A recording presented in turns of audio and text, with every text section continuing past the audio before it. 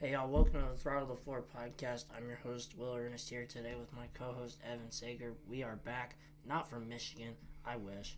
Unfortunately. Yeah. I know it was just a great race. I mean, they had some great weather. Like, normally it rains. And they pushed to Monday, but it was some great weather. You also missed a Hamlin win, but even with that, Evan had an absolute field day. The only thing he didn't do was take over the points lead for me, but... Which is still crazy. We had a 57-point day, roughly. Give or take some points, but 50 plus, but still it's crazy. Look, I almost still scored enough, so whatever. He was like 28 all day. And he gets up to like 22nd towards the end. But besides the RFK Ford cars, the Ford camp did not have a great day. Yeah, Ford was terrible. But especially the Penske cars, they did not have a great day. I mean, even then, still, you watched Hamlin win his third race of the year. Buscher ended up second, plus he won a stage. But, I mean, for a minute I thought Hocevar was going to actually pull it off, get his first win at his home track. Michigan is his home track, but I think I heard after rewatching the highlights he was going to be a few laps short of fuel anyways, but he had that flat tire, so. Yeah, either way, if he didn't have that flat, he would have not made it on the field from what I heard on the radio after the fact. And then Haley was not happy about Byron. I mean, I can't blame him, though, honestly, though. I don't know. I mean, just battling for the win and, came up a lap and a quarter short, so. Yeah, what can you do about that? Hey, at least, at least he ran out and then still got on the pit road, but it wouldn't have made a difference because he was still the last car in the lead lap. And exactly. So either way, it kind of screwed him, but whatever. So. Bowman took another hard lick, not only into the wall, but just his season. I mean, I don't know what's going on. Bowman just had a rough month at this rate. It's practically the whole season. I mean, besides the first, month. Otherwise, the whole entire season's just been horrible for him. I don't know. I mean, I guess if there's any optimism, Chicago's coming up, so. Yeah. But honestly, that whole entire team has not been... I mean, yes, Byron and Larson obviously stand up, but Chase Elliott and Bowman have not been particularly great. Well, Elliott, if you just look at Elliott based on, the finishes, it's still kind of the same, but, he's leading more laps. After he led, 40-some laps at Martinsville, he just didn't really lead, but, he led laps at Kansas. And he just led laps at Michigan. So, he's starting to lead more laps a little more consistently. The speed is still not great and still not where they want to be. Yeah, the finishes haven't been the best either. They've had some good runs, but the finishes are not up to their standards, Hendrick standards. Yeah, but, at least he's leading. Yes, he's leading more, but it's just the finishes that have been not great. So, we'll see. But... Mexico City, we'll see. Maybe Chase can get his first road course win in the next-gen car. We kind of forget about him as a road course guy, but, he's still technically third on the all-time road course list with 7 behind Stewart with 8 and Gordon with 9, but I don't know. We'll see. But, with Mexico City, it's being the first time that the Cup cars are bringing international in 67 years. Yeah. And it's a completely new course for their cars, and even Xfinity, it's a completely different car for them, and they haven't run there in 17 years, so... Yeah. Really, both of those races, it's going to be a matter of who can learn the course first. It's going to be just like Chicago was, just who can learn it first. And whoever can learn it and figure it out first will probably go to victory lane. Yeah, I agree. And another interesting thing with that, what they're doing in Mexico, it's going to be kind of like the Clash, where it's like a podium celebration, so the top 3 will go to victory lane. Now, with the Clash being the exhibition, they handed out medals because of, LA Coliseum, so the Olympics, and then the winner still had the trophy. But I don't know how they're going to do it in Mexico, but we do know that the top 3 will go to victory lane, victory stage, whatever. Yeah. So, I don't know. I don't know if they're going to be like F1, where it's big winner's trophy and then smaller trophies. I don't know. But we'll just have to find out, I guess. But somebody will probably tweet it out. I don't know. So yeah. Hamlin took over, I guess, back to Michigan. Hamlin took over the lead from Byron with just like 5 laps to go, and won the race. 701st start. Hey, that's all I gotta say is Hamlin beat your favorite driver. Yeah, he brought it back. I mean, but it's a classic Denny Hamlin line. I mean, you gotta embrace it now. I don't know, but it's his 3rd win at Michigan, but it's the first time he won there in like a decade and a half. Yeah, it's been a long time. Yeah, but he seems to be doing that because I mean, I guess Darlington he's won there multiple times. 4 times now, but Martinsville he hadn't won there in a decade. Yeah, so. he's 2015. Yeah, so. But it's his 3rd race win of the year after Martinsville and Darlington back to back, and then being that he won his 701st start, he's the 10th ever driver to win after his 700th start. And I know it's Richard Petty that leads that list with 22 wins, but after that it's like Gordon with like 7. Yeah. So he could very well jump up to 2nd on that list, I'll be honest. So. Yeah, it's considering how much longer he wants to race, honestly. I don't know. He did say that he wants his final season to kind of look like this. And I don't know. He's getting with more personal life. And speaking of his personal life, his 3rd child, it's going to be his first son. But if that baby is not born in 2 days from when we're recording this, so Thursday, before the race at Mexico City on Sunday, Hamlin will just stay home. He will not run the race at Mexico City. So, and I'm sure NASCAR will give him a waiver, I'm sure. But I'm hoping, sure. Considering the great season he's having, it would suck if they didn't give him a waiver, which I would find very dumb. They might change the waiver rules, maybe, but it's kind of like Larson with, the double in 24. It's like, it's one of their best drivers, and are you just going to tell him, like, no, you're not going to get a waiver and you're not going to make the playoffs when you're one of the best drivers of our season? Exactly. No, they're not going to do that. They might change the rules, and it's like, I don't know, but we'll see. It's a conversation that we're going to have to be had, but, I mean, if the baby's born, we're fine. So, and I would assume that Ryan Truex will probably take over the ride, I would assume. Yeah. Probably. He's actually back in the Yahoo car this weekend, just like how he won in Michigan, so I do like that paint scheme. I do too. It's one of the better Yahoos they've put out. Yeah. I picked Logano. He run terrible, but he ended up 22nd after some, I guess, late race drama with Hocevar with the flat tire and then Byron running out of gas, and then, I don't know, but 22nd, it's not great. Evan, you picked Busher. He finished 2nd, won a stage. You practically had a field day. I did. I just wish he could have, I don't know, from what I can understand, he just didn't have a great first stage. He has led laps in the first stage, but kind of fell off towards the end, but hey, he won the second stage, is all that matters. Busher won the first stage. Oh, shit. Wrong stage. My bad. Got my facts mixed up. Whoops. What are you, Fox News? Yeah, Busher won the first stage, and then Byron won the second stage, and then Hamlin won the race, so. Hey, all 3 from manufacturers won something that day. I guess, yeah, if you think about it. Mason picked Reddick, and he's sticking with Reddick going into Mexico City. We'll get to those in a minute. But he ended up 13th. I remember seeing him in like the top 10 for much of the day, and then he must have just faded towards the end. Yeah, that's how all the 20th grade loan cards have been recently. Yeah. Even Bubba's been horrible. I'm not the one of the best drivers. Hamlin, my driver, is the owner of that team, but like you said, they have to do better. The performance of that group organization has not been great. And Riley Herbst's afterthought. But speaking of the Toyota camp, Ty Gibbs, I thought he did really well. I was very impressed. Yeah. As a Toyota fan, I was very shocked to see when he finished 3rd. Yeah.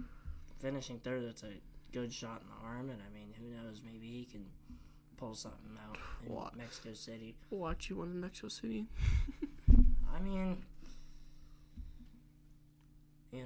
Colin at Dairy Queen, I talk to him all the time. He picked Larson for Kansas and won that race, and he was just like, oh, I think it's a stretch, but I'm picking Ty Gibbs from Mexico City, and it's like, well, he finished third at Michigan, so. He's not the worst road course racer either. And if he has a good qualifying run, you never know. Yeah, and for all we know, it could be a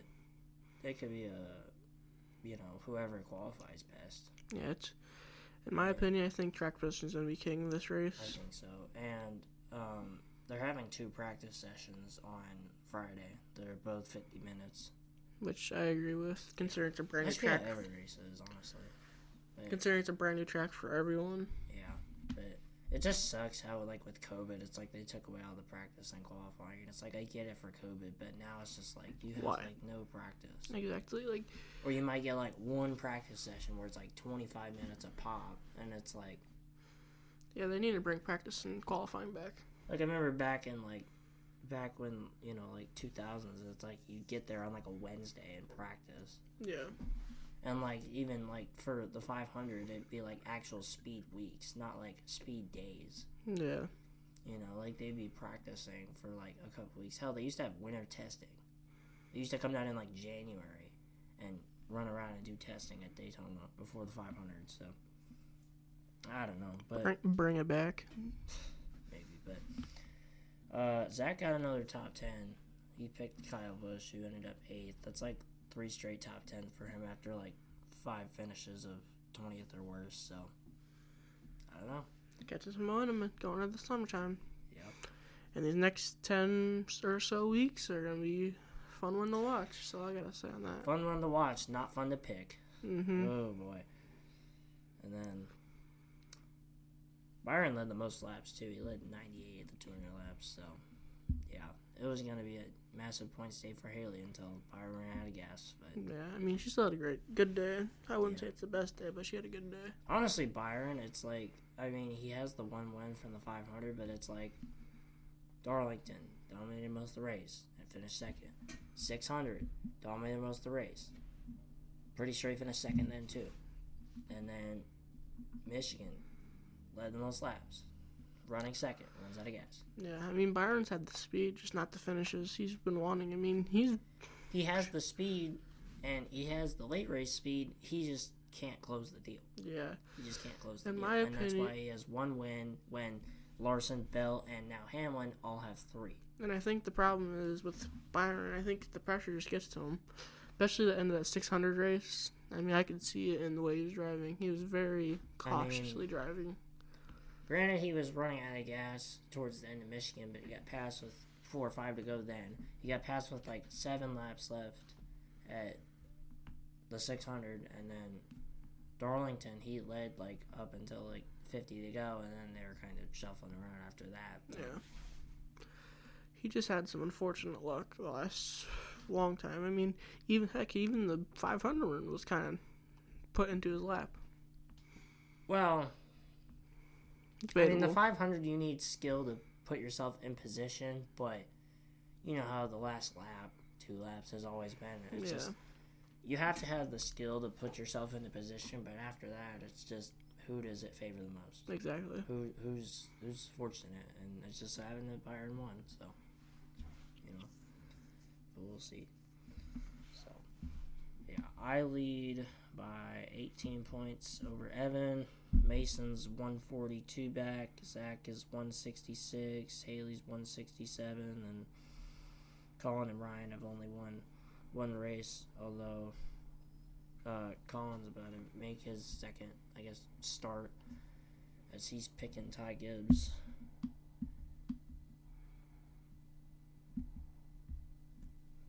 Yeah, Colin's picking Ty Gibbs. And some other part-timers. One of our friends, Bernardo, or as he calls himself, Nano, he's picking Kyle Busch. Zach normally who picks Kyle Busch, he's picking McDowell. Haley's picking SVG. Ethan, one of my coworkers at Taco Bell, he's picking Suarez just like me.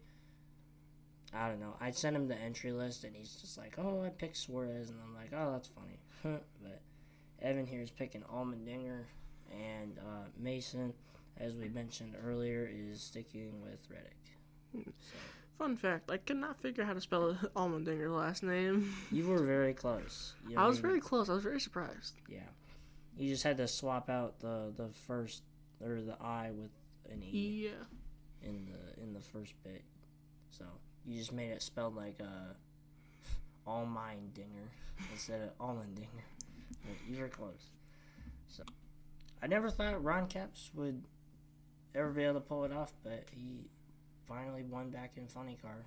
Yeah. Down in NHRA. They were in Bristol this weekend. So Thunder Valley. Thunder Valley, but it's his 8th win at Bristol in NHRA Funny Car. That's crazy. But it's his first win in Funny Car since the U.S. Nationals at Indianapolis in 23, and that was on his way to his 3rd Funny Car title. So, what can you do? Just race and hope for the best, because Funny Car is, man, it's funny. It's so loaded. Well, that, and it's just so loaded. I mean, you don't really know who's going to win on any given week. And, I mean, I guess you could say that for all NHRA classes, but Funny Car is just another level. Mm-hmm. So, Steve Torrance in Top Fuel and Greg Anderson, once again, winning in Pro Stock. They went down in Thunder Valley. NHRA, I believe, is off until the end of the month when they're in Ohio at Summit Motorsports Park. That sounds about right, I yeah. believe so. Let me double check that. Yes, they are. So NHRA is off for a few weeks.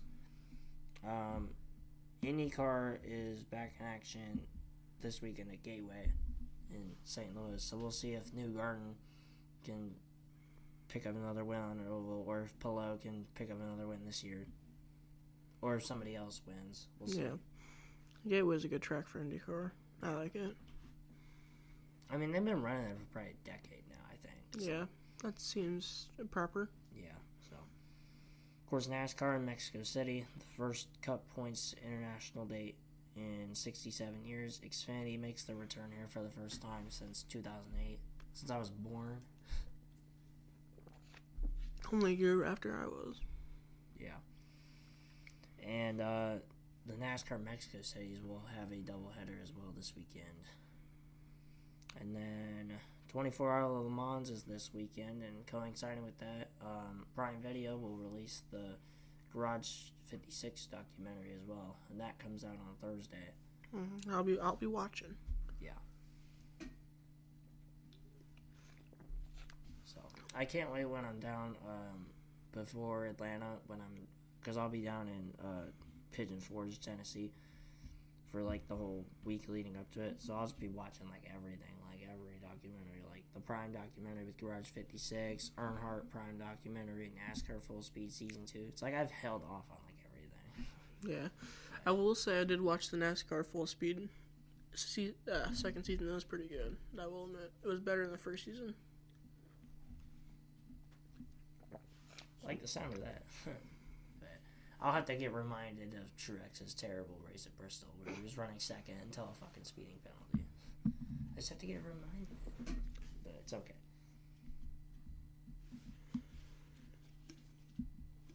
Well, that is going to do it for today's episode. Make sure you check out the Throttle to the Floor podcast Instagram, as well as the Showwell Photography Instagram. I have the Nashville pics up on the Instagram, as well as other pictures from basketball season a few months ago, as well as the Kansas pics and the Talladega pics.